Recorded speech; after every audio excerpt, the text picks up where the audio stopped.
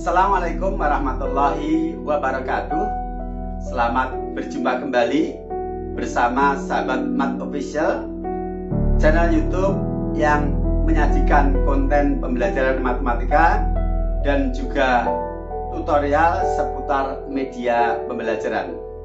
Kesempatan kali ini kita kembali hadir untuk melanjutkan pembahasan paket soal prediksi penilaian akhir semester matematika jenjang SMP kelas 7. Dan pada episode kali ini kita akan membahas beberapa soal untuk materi menafsirkan data statistika. Mari kita siapkan pikiran dan hati untuk mengikuti sajian berikut dengan seksama dan sepenuh hati. Dan tidak lupa kami sampaikan terima kasih yang telah mendukung perkembangan channel ini dengan cara subscribe, like, komen, dan men-share di media sosial untuk orang-orang yang membutuhkan. Mudah-mudahan ini semua menjadi bagian dari amal soleh kita, berbagi kebaikan untuk sesama. Selamat mengikuti.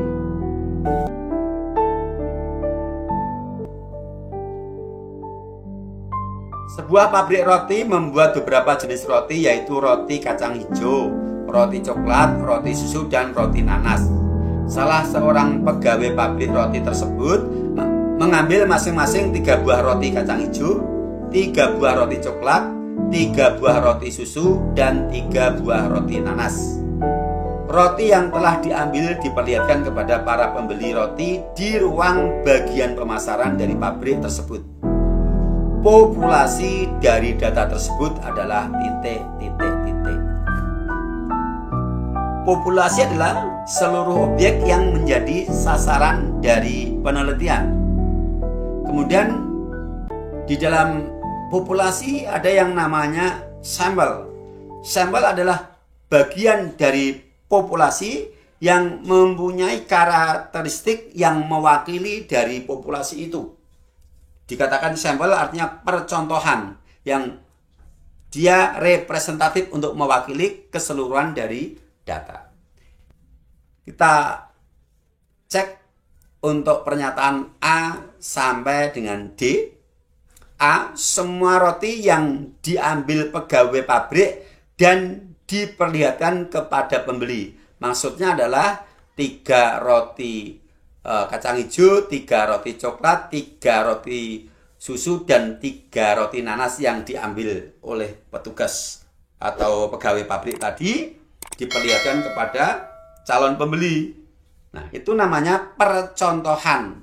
Maka untuk A ini bukan populasi tetapi sampel. Berikutnya B, semua roti kacang hijau dan roti coklat yang diproduksi pabrik tersebut.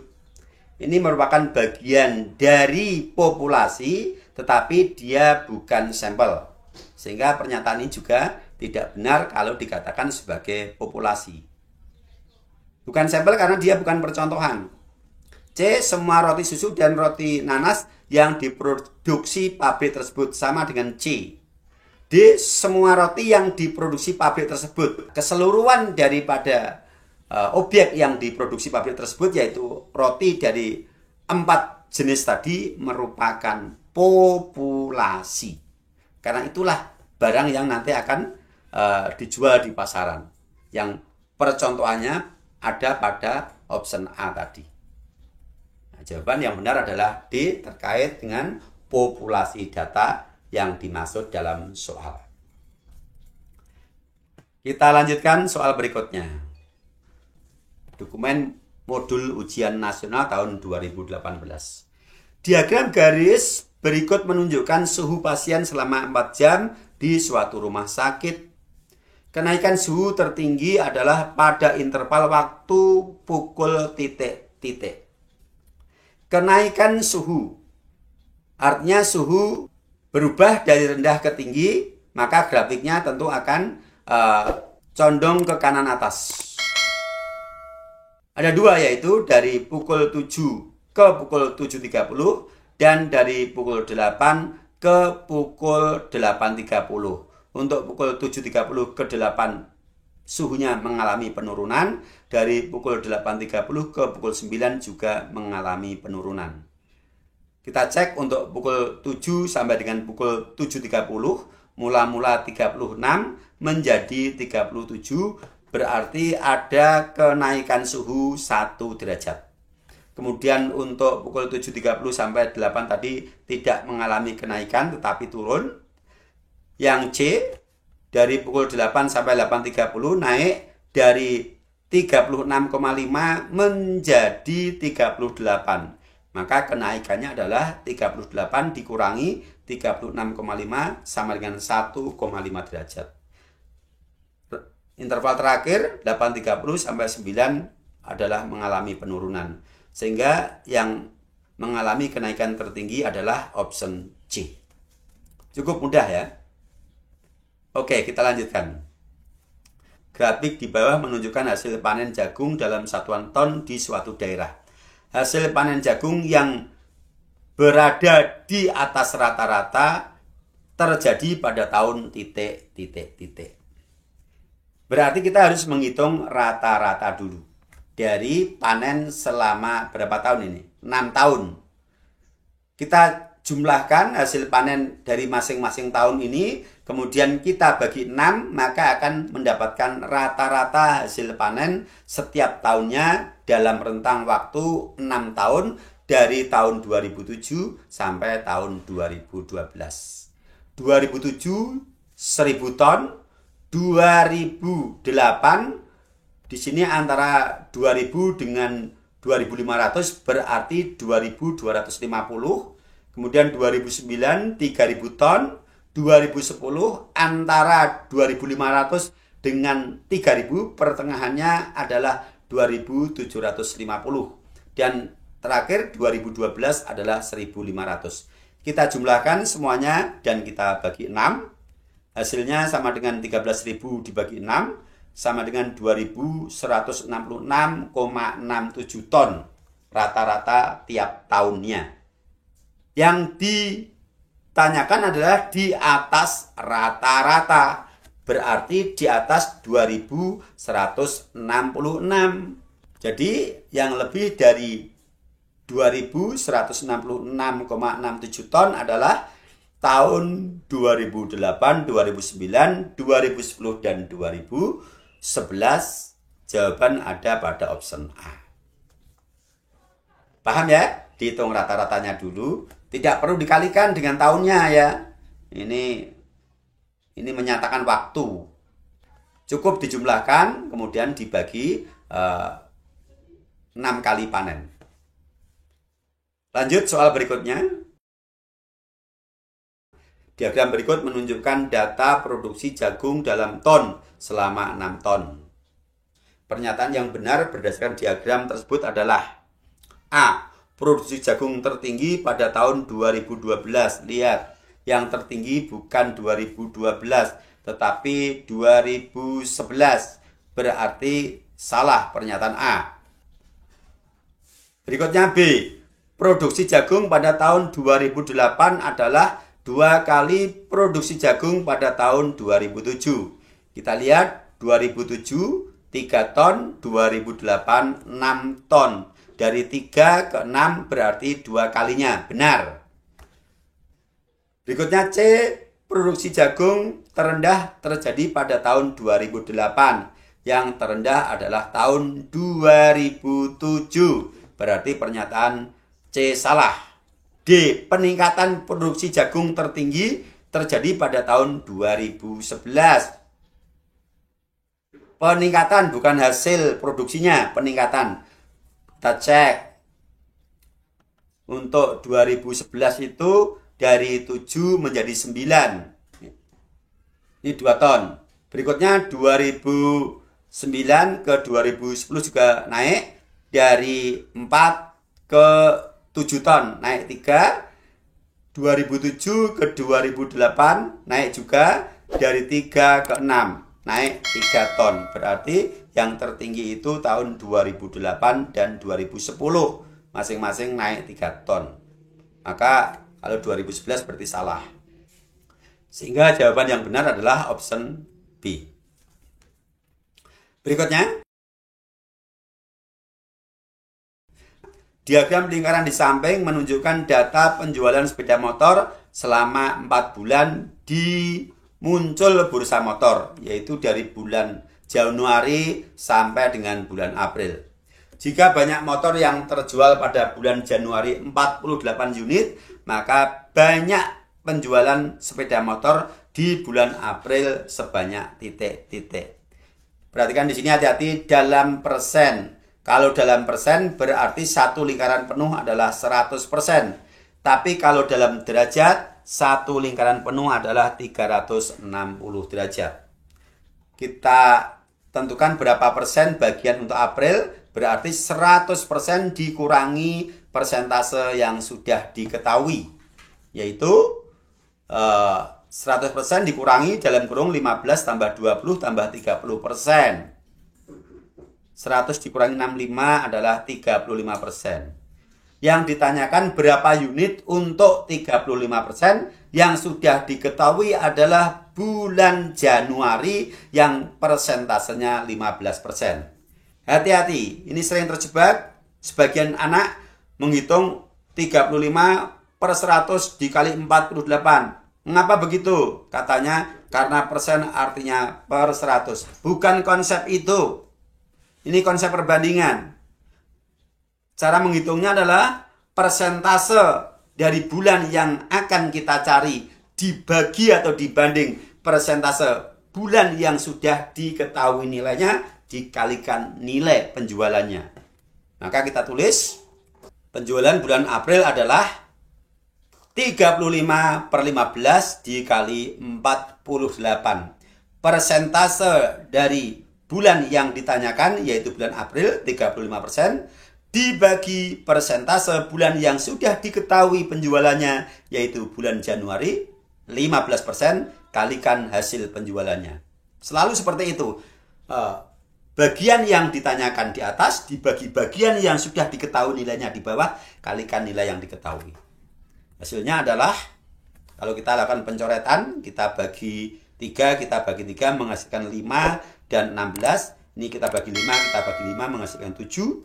7 kali 16 adalah 112 unit. Sesuai dengan jawaban option C. Kita lanjutkan soal berikutnya. Masih diagram lingkaran dan kita nyatakan dalam bentuk derajat. Nah, seperti ini. Diagram berikut menunjukkan kegiatan ekstrakurikuler yang diikuti oleh 60 siswa kelas 3 SMP. Banyak siswa yang mengikuti menari adalah titik. Dalam derajat, berarti satu putaran penuh adalah 360 derajat. Untuk sudut menari belum diketahui, kita hitung seperti nomor 25 tadi, tapi di sini menggunakan acuan 360 derajat dikurangi sudut-sudut juring yang sudah diketahui. Nah, seperti ini sama dengan 360 dikurangi 252 derajat sama dengan 108 derajat. Nah, 108 derajat ini adalah sudut juring dari yang ditanyakan, yaitu banyak siswa yang ikut ekstra menari. Harus kita banding dengan siapa? Kita lihat yang diketahui 60 ini siapa? 60 ini adalah seluruh siswa kelas 3 yang mengikuti. Berarti adalah menempati seluruh daerah lingkaran ini 360 derajat. Maka kalau ini pembandingnya adalah per 360. Karena yang diketahui adalah keseluruhan, bukan bagian tertentu. Kalau andaikan yang diketahui adalah basket, ya 108 ini per 54 sudutnya basket begitu. Kemudian dikali 60. Ya, jadi harus kita lihat siapa yang ditanya dan siapa yang diketahui. Yang ditanya bagiannya di atas, yang diketahui bagiannya di bawah. Kalikan nilainya. Selalu seperti itu. Hasilnya sama dengan 18 orang. Jawaban ada pada option C. Lanjut. Kita ambilkan dari dokumen ujian nasional 2012. Materi statistika Kita bacakan soalnya. Tinggi sekelompok siswa sebagai berikut. Modus dari data tersebut adalah titik, titik, titik. Penyelesaian. Modus adalah anggota data yang paling sering muncul atau yang memiliki frekuensi tertinggi. Kita cek satu persatu dari anggota data yang paling kecil yaitu 141 muncul 1 kali. Kemudian 148 ada 2. 150 1, 2, 3 kali. 153 1 kali. 154 2 kali dan 161 kali. Nah, dari pendataan kita ternyata anggota data yang paling sering muncul adalah 150, yaitu dia muncul 3 kali sementara yang lain kurang dari 3 kali. Sehingga modus data tersebut adalah 150 cm. Option C. Soal berikutnya. Dokumen soal ujian nasional tahun 2014. Nilai matematika sekelompok siswa tercatat sebagai berikut. Median dari data tersebut adalah titik, titik, titik. Median adalah nilai tengah dari data yang sudah terurut. Maka tugas kita, kalau ada sekelompok data yang belum urut dan ditanyakan mediannya, tugas kita adalah mengurutkan terlebih dahulu. Nah, dari 14 anggota data ini, setelah kita urutkan, hasilnya seperti ini. Ada 14 anggota data. Kita tentukan terlebih dahulu posisi median, posisi nilai tengah itu di mana. Dirumuskan bahwa posisi median adalah nilai data ke N+1 dibagi 2. Kalau anggota datanya ada 14, berarti posisinya adalah pada urutan ke 14 ditambah 1 per 2. 14 ditambah 1 adalah 15, 15 per 2, 7,5. Artinya bahwa posisi atau letak median adalah pada urutan ke 7,5. Apa maksudnya urutan pada ke 7,5? Maksudnya adalah nilai yang posisinya di antara data ke-7 dan data ke-8. Nah, tentu secara real bilangan itu tidak ada. Kita lihat di sini. Kita lakukan penghitungan posisi secara urut 1, 2, 3, 4, 5, 6, 7. Data ke-7 nilainya adalah 6. Data ke-7,5 adalah nilai yang dia posisinya antara data ke-7 dan data ke-8. Kalau data ke-7 adalah 6, tentunya data ke-8 adalah setelahnya, yaitu 7 ini. Maka nilai mediannya data ke-7 dan data ke-8 kita rata-rata. Caranya kita jumlahkan kedua data itu dan kita bagi 2. Yaitu median sama dengan data ke-7 ditambah data ke-8 dibagi 2. Data ke-7 adalah 6 dan data ke-8 adalah 7 dibagi 2. Sama dengan 13 per 2, nilainya sama dengan 6,5. 6,5 ini kalau kita cari pada data realnya tidak ada. Karena dia adalah hasil rata-rata dari data ke-7, dan data ke-8. 6,5 bersesuaian dengan option B. Lanjut. Dokumen ujian nasional tahun 2014. Data nilai ulangan matematika siswa kelas 9C disajikan pada tabel berikut. Siswa yang memperoleh nilai kurang dari nilai rata-rata harus mengikuti remedial. Banyaknya siswa yang ikut remedial adalah titik. Yang ikut remedial adalah anak-anak yang nilainya di bawah rata-rata. Berarti di sini kita harus menghitung nilai rata-rata. Bagaimana caranya? Jumlah dari seluruh nilai yang didapat oleh siswa dibagi banyak siswa. Yang mendapatkan nilai 45 adalah 2 anak. Maka jumlahnya adalah perkalian dari 45 dikali 2. Kemudian ditambah yang mendapatkan nilai 50 adalah 4 anak. Sehingga kita kalikan 50 kali 4. Kemudian ditambah nilai yang ketiga yaitu 55 sebanyak 4 anak dikalikan dan seterusnya. Kita bisa menambah satu baris di bawahnya untuk memfasilitasi hasil perkalian nilai dengan frekuensi, nilai dengan banyak anak. Tapi bisa juga langsung kita tulis di dalam rumusnya yaitu bahwa min atau rata-rata adalah 45 dikali 2 anak ditambah 40 dikali 4, ditambah 55 dikali 4, ditambah 60 dikali 6, dan seterusnya. Yang saya beri warna merah ini menunjukkan banyak anak, sementara yang di depannya adalah nilai-nilai yang diperoleh oleh anak. Dibagi jumlah frekuensi itu menyatakan banyak siswa yang mengikuti ulangan. Kita hitung.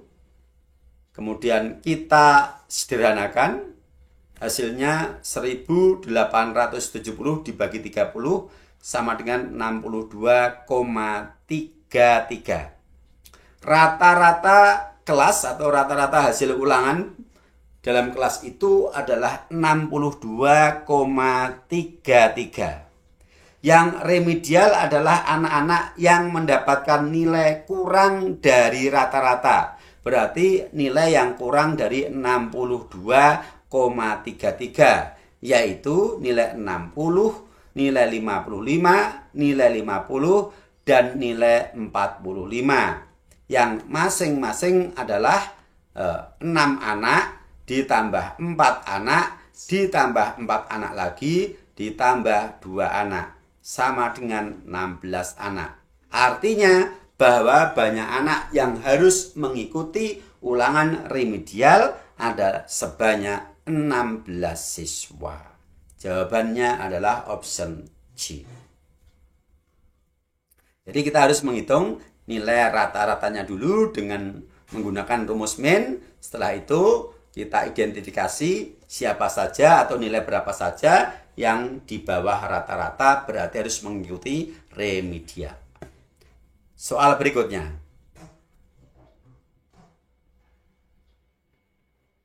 Dokumen UN tahun 2012. Dalam suatu kelas, nilai rata-rata ulangan matematika 18 orang siswa putri 72. Sedangkan nilai rata-rata siswa putra 69. Jika jumlah siswa di kelas tersebut 30, maka nilai rata-rata ulangan matematika di kelas tersebut adalah titik. Di sini ada 2 kelompok siswa, yaitu kelompok siswa putri sebanyak 18 siswa, rata-ratanya 72, dan sekelompok siswa putra, berarti banyak siswa putra adalah sisanya yaitu 30 dikurangi 18, 12 siswa, rata-ratanya 69. Ditanyakan rata-rata ulangan kelas, berarti gabungan dari putra dan putri.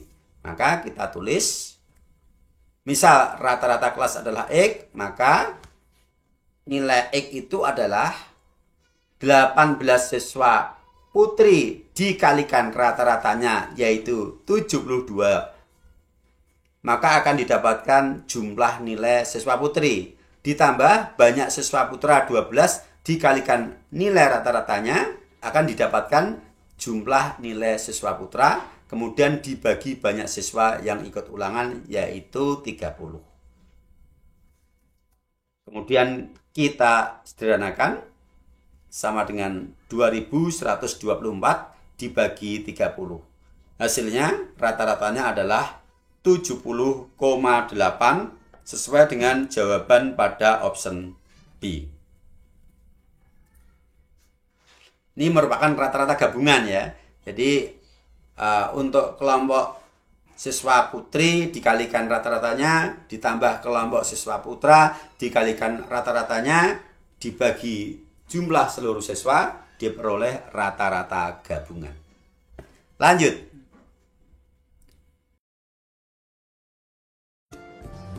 Perhatikan hasil ulangan suatu kelas seperti berikut.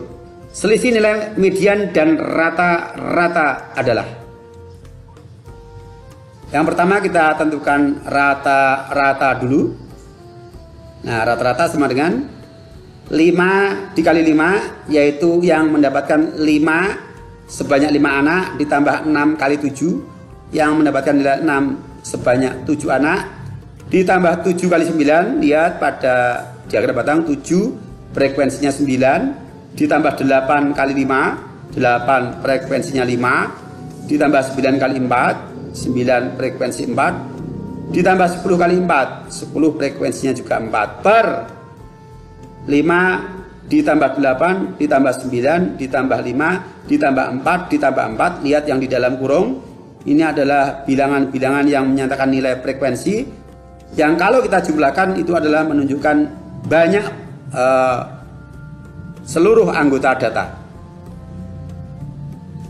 Kita sederhanakan. 246 dibagi 35 hasilnya 7/35. Berikutnya menentukan nilai median dari diagram batang. Ini kita coba langsung pada diagram batangnya.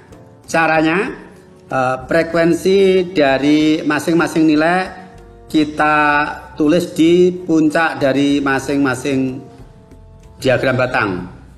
Misalnya nilai 5, frekuensinya 5 kita tulis di puncaknya 5. Nilai 6 frekuensinya 7, kita tulis di puncaknya 7. Begitu seterusnya. Ya. Coba perhatikan pada diagram batang, paling kiri frekuensinya 5 dan paling kanan frekuensinya 4. Kita asumsikan kita keluarkan dari barisan pada kedua ujung barisan. Sebelah kanan kita keluarkan dari barisan 4 anak. Sebelah kiri juga 4 anak, sehingga bersisa 1 untuk sebelah kiri. 1 di sebelah kiri kita keluarkan dari barisan.